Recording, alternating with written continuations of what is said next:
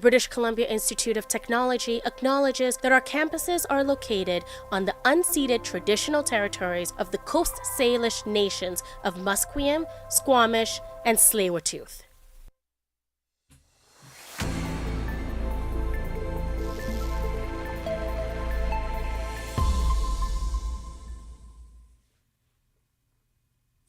Good morning, I'm Ryan Bowles, and these are your news updates to 11 o'clock.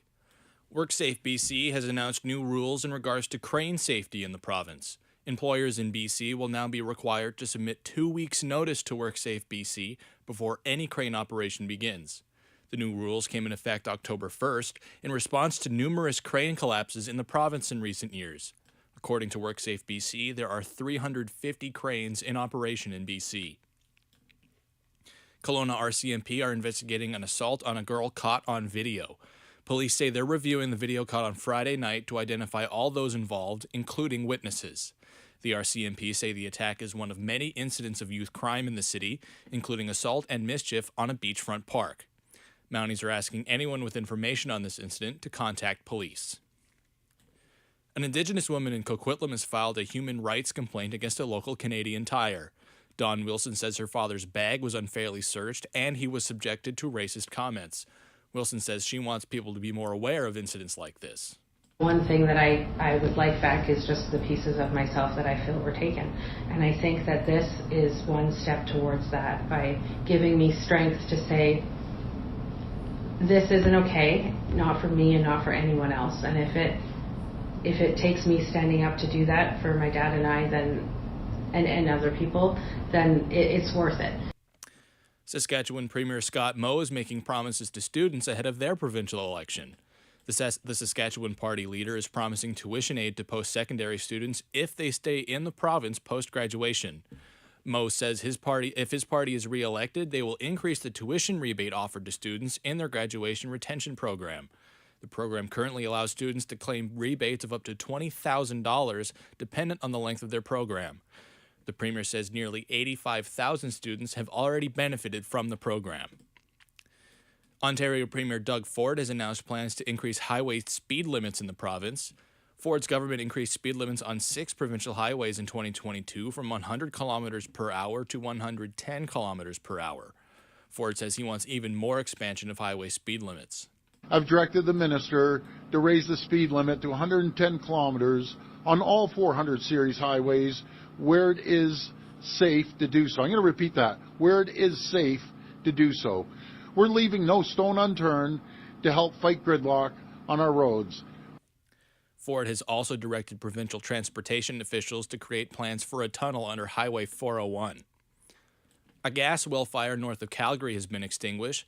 The fire that erupted after an explosion on Monday injured 5 workers. 3 workers are being treated in hospital for life-threatening injuries. 2 were non-life-threatening. HWN Energy says the fire was out by early Tuesday afternoon and the well was brought under control. The company nor the health agency has provided an update on the conditions of their workers. The Canadian Foreign Affairs Minister says hundreds of Canadian citizens have left Lebanon amidst the widening conflict in the Middle East. These Canadians were able to leave aboard flights secured by the federal government. Foreign Affairs Minister Melanie Joly says her department made phone calls to thousands looking to leave Lebanon.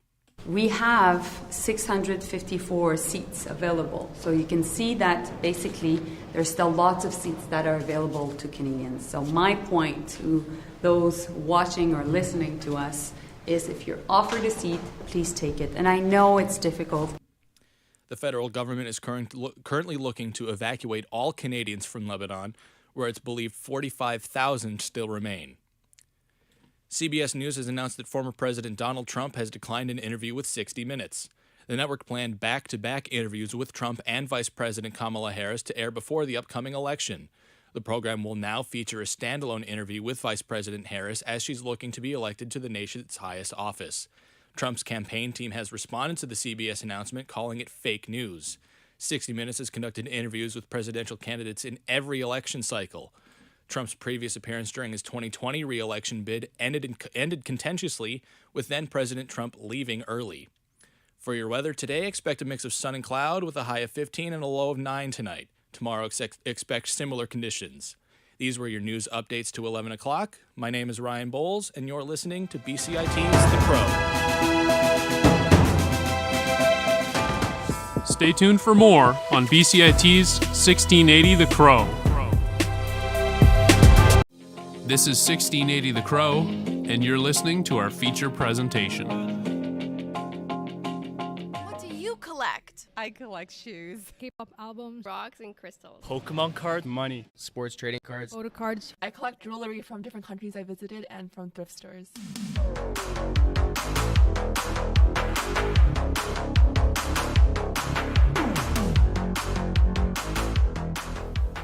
Welcome back to Agree to Disagree. This is the Cheeky Collector's Guide. So, Lauren, do you collect anything? I don't collect anything at the moment, but I used to collect those little Disney plushies. I think they were called Tsum Tsums. I used to have so many of them. Unfortunately, my parents gave them away. I think I grew out of them, according to them. But how about you, Tammy? Well, I have always been a Sanrio girly. I had a very modest collection of mostly Hello Kitty items when I was a kid. Obviously your parents aren't buying you toys every day. Yeah. But now that I'm older, I have access to adult money, I've added a couple things to that collection. Yeah, absolutely. And collecting is such a big thing right now, and it has been for quite some time.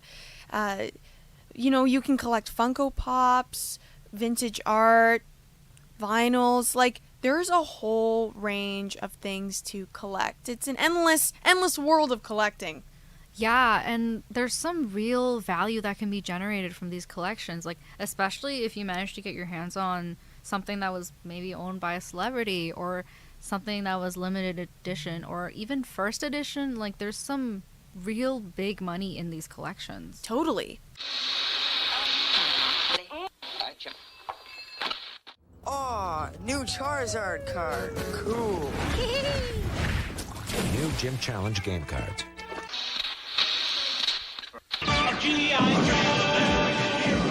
G.I. Joe stop the Crimson Guard? Find out in Marvel Comics. And that was from the Pokemon Gym Challenge card set commercial from 1999 and the G.I. Joe 1985 Marvel Comics commercial.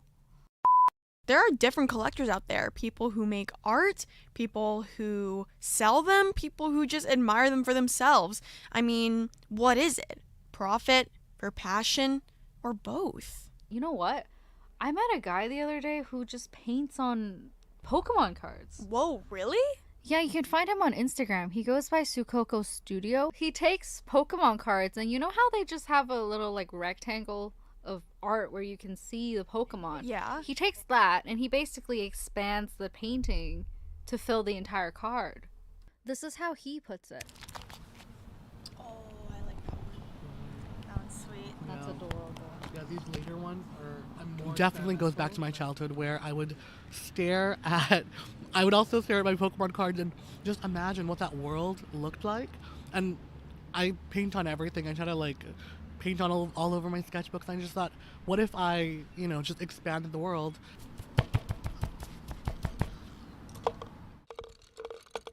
Well, I'm sure that there are many out there that would probably not even think to paint over a Pokemon card.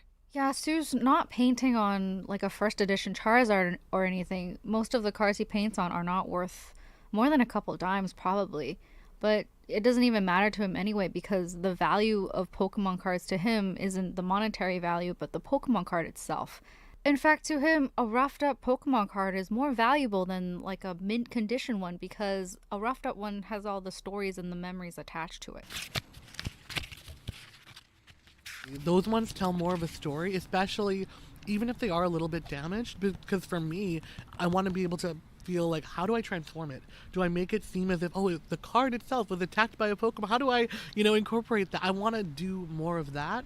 He also told me about the role of Pokemon in his childhood and why it means so much to him even today. We were immigrants, so we didn't have a lot of money, so my parents got me 2 packs of Pokemon cards for my birthday. And I remember being a little kid and being they're my pets, so I'd lay them all out and then feed them goldfish crackers. And it's when I talk to people about the Pokemon cards, everybody has stories like that. They all have little things they would, especially because in your childhood, people, they would take their cards with them wherever. in the rain and in puddles, and like now they're able to kind of like relive that. And I'm sure that there are many people like Sue out there, but maybe not with Pokemon cards.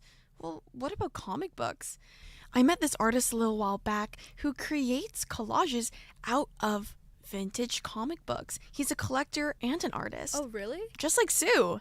One thing I'm also sure of, though, is that there are a handful of people who would never even consider making art out of their collections. It's a completely different mindset. Yeah, definitely. Just like Paul. I met a guy named Paul who works at a collector store and is an avid comic book collector. He told me that he would never even consider touching his comic books other than admiring them and reading them. To make art? Well, he said that's a completely different ballpark.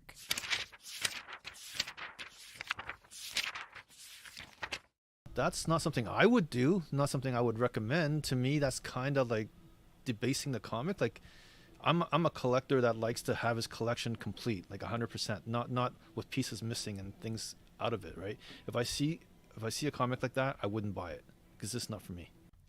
Paul also mentioned that he values the profit he makes from selling his comic books. Like, okay, this is what I used to do when I was younger. I would buy certain books and I would sell certain books, and then nowadays I look back and what I did back then, and I realized that those were mistakes, because some of the books I've sold for like a couple thousand back then are now worth like 40, 50,000.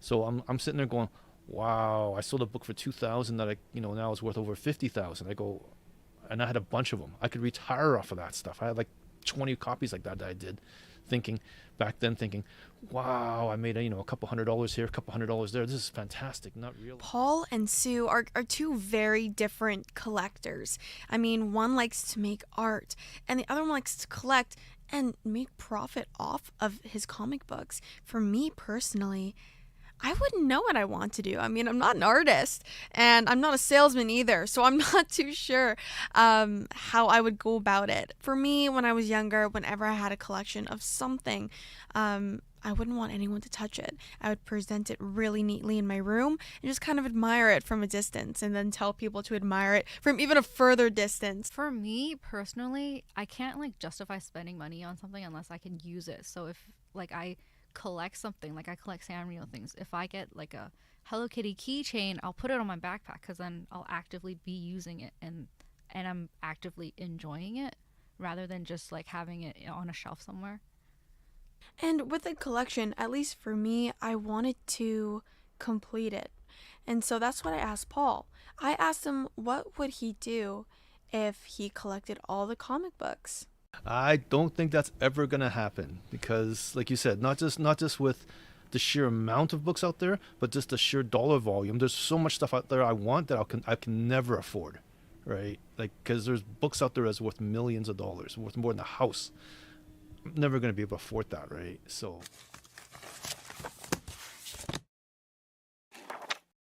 Sue and Paul are different types of collectors, and it's because they have different values. I think Sue as a person values the artistry and the nostalgia, whereas what do you think Paul values more? I think he values having the pristine collection but also making money off of it. Like he said, he would choose to sell certain comic books and keep others. So I think definitely a part of it is making a profit off of them. I mean, he is a manager at a collection store. I guess they just represent the different types of collectors there are out there, huh? Because for me, myself, I think I relate to Sue more. I'm definitely not planning to sell my collection, but it's more of a nostalgia and having this that means a lot to me rather than oh, I'm probably going to sell this and make more money later. Yeah, I mean, I'm definitely not an artistic person when it comes to painting or drawing, but if it's a collection that I'm really, really passionate about, I would never consider selling kind of those collectibles. If I came across something that was worth a lot and it didn't mean too much to me, I definitely consider seeing how much money it's worth and maybe giving it to somebody who actually wants it and values it for their own collection. Yeah, I mean, I think that would be a bonus. if I were to pass away, I mean, I will eventually, but when I do, it'd be a nice bonus if like the stuff that I own actually has some value, and then that would benefit like your loved ones, right? Yeah, absolutely. I do think they share one commonality though. Yeah, what is that? They both regret getting rid of the stuff they had as a kid. Right. But like maybe for different reasons. Like Stu wants to be able to paint on his old cards, and Paul, you know, he's thinking about how much his old stuff would be worth today. Yeah. But I think like we all relate to that. Like, you know, you have that story about your parents giving away your collection. Well, yeah. I mean, it wasn't just those Tsum Tsums I mentioned. There were so many other retro toys and cards that I had that I really wish I still had today, even if it was like in a box somewhere. Like, it's the nostalgia, it's the meaning behind it, it's a memory to my childhood and probably a lot of people's childhood. So I totally have that regret of my parents giving it away. Yeah, and I think a lot of kids feel that way, like kids our age, and this is my theory. I think that's why Pokemon is coming back. I think that's why Hello Kitty is coming back, because we had these collections when we were kids and then we don't have them anymore. But now that we've come into, you know, we have access to money and our own free will and whatnot, we can get those things again. Totally. This was Tammy Mack and Lauren Achille. So whatever you decide to do, you can collect them all, you can paint them all, you can sell them all. The choice is yours.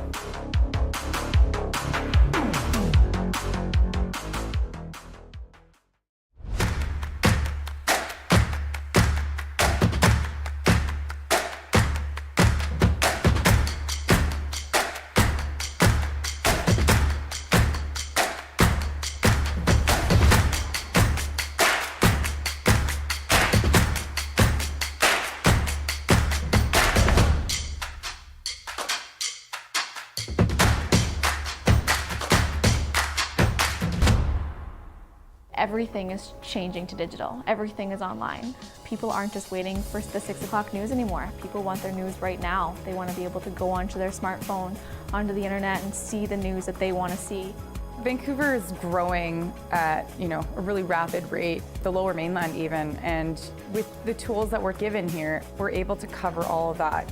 Welcome to BCIT Magazine. I'm Radhika Sikki-King. In the program, they really leave it up to you. I mean, the help is there when you need it, figuring out how to use the programs like Premiere, Audition, and figuring out how to use the cameras. But it's up to you to sort of experiment and figure out what you can do when you go out in the field. They brought candles and flowers to remember the student who lost her life yesterday. Teresa May says the international community condemns Moscow. They really make sure that you know the basics and you are able to put out a quality product. I'm Brady Tretnero. And I'm Radhika Sikki-King.